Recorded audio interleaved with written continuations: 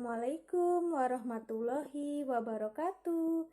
Selamat pagi anak-anak. Apa kabarnya hari ini? Semoga kalian dalam keadaan sehat walafiat.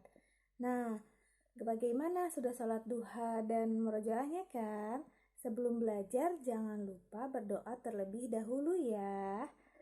Nah, hari ini Bu Tika akan sedikit menjelaskan tentang pembelajaran IPA, yaitu alat gerak hewan dan manusia. Salah satu ciri makhluk hidup yaitu dengan bergerak. Nah, hewan ataupun manusia ada yang berpindah tempat dengan cara berjalan, menggunakan kaki, menggunakan sayap, ataupun menggunakan otot perutnya. Nah, ternyata alat gerak itu terbagi menjadi dua macam, yaitu alat gerak aktif dan alat gerak pasif. Nah, lebih jelasnya kita simak video berikut ini.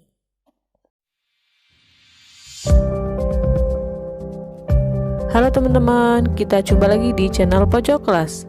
Hari ini kita akan membahas tentang alat gerak aktif dan pasif dari tema 1, subtema 1, organ gerak hewan untuk kelas 5 SD, Mupel IPA.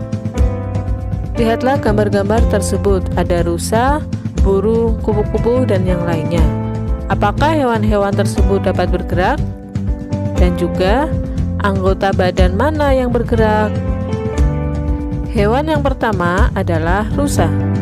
Rusa, contoh geraknya adalah dapat berjalan dan melompat. Anggota badan yang digerakkan ketika mereka berjalan atau melompat adalah kaki. Dapatkah teman-teman menyebutkan contoh gerak lain yang dapat rusa lakukan dengan anggota badannya? Hewan yang kedua adalah burung. Contoh geraknya adalah terbang dan juga berjalan. Anggota badan yang digerakkan ketika terbang adalah sayapnya, dan ketika berjalan yang bergerak adalah kakinya. Selain terbang dan berjalan, dapatkah teman-teman menyebutkan contoh gerak lain yang dapat burung lakukan? Hewan yang ketiga adalah kuda. Kuda dapat berjalan, berlari, dan juga melompat. Anggota badan yang digerakkan adalah kakinya. Ingat ya teman-teman, antara melompat dan meloncat itu berbeda. Melompat kuda contohnya, kalau meloncat biasanya kelinci. Hewan dan juga manusia dapat bergerak karena adanya tulang. Namun tulang itu tidak dapat bergerak sendiri. Makanya tulang disebut dengan alat gerak pasif. Tanpa bantuan alat gerak aktif, tulang hanya akan diam.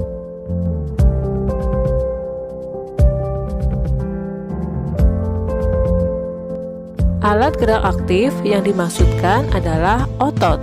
Dengan bantuan otot, tulang dapat bergerak. Otot disebut juga dengan alat gerak aktif karena mempunyai senyawa yang bisa membuatnya bergerak. Ketika otot menempel pada tulang, maka tulang tersebut akan bisa bergerak. Jadi, otot adalah alat gerak aktif dan tulang alat gerak pasif. Keduanya saling melengkapi satu sama lain. Otot dan tulang saling bekerja sama untuk melakukan pergerakan. Kerjasama antar alat gerak disebut dengan sistem gerak. Tulang disebut alat gerak pasif karena tulang tidak dapat bergerak dengan sendirinya. Dan otot disebut alat gerak aktif karena memiliki suatu senyawa kimia yang membuatnya dapat bergerak. Ketika otot menempel pada tulang dan keduanya saling bekerja sama, maka akan terjadi pergerakan.